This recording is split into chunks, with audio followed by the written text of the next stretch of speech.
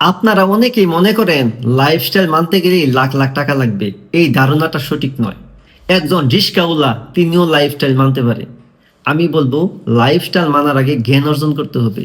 আপনি যদি 5 litre soybean না খেয়ে 1 লিটার সরিষার তেল খান, আপনি যদি দোকানের বাহিরের খাবারগুলো না খেয়ে আল্লাহর দেওয়া প্রাকৃতিক খাবার খান, আপনি যদি মাঝে মাঝে রোজা রাখেন, নিয়মিত 7 থেকে 8 ঘন্টা ঘুমান, খালি পায়ে ঘাসে হাঁটেন, শরীরে রোদ লাগান, ফ্রি হ্যান্ড এক্সারসাইজ করেন, সবসময় হাসি খুশি থাকেন, পরিবারের সাথে সুন্দর সুন্দর কথা বলেন, প্রতিবেশীর সাথে সুন্দর সুন্দর কথা বলেন, আত্মীয় স্বজনের সাথে সুসম্পর্ক রাখেন, সবসময় পজিটিভ চিন্তা করেন, মসজিদে গিয়ে 5 ওয়াক্ত নামাজ পড়েন, তাহলে কি আপনার টাকা লাগবে?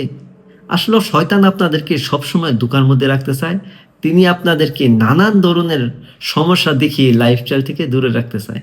আপনারা সবাই এই ব্যাপারে সচেতন থাকবেন। আসসালামু আলাইকুম।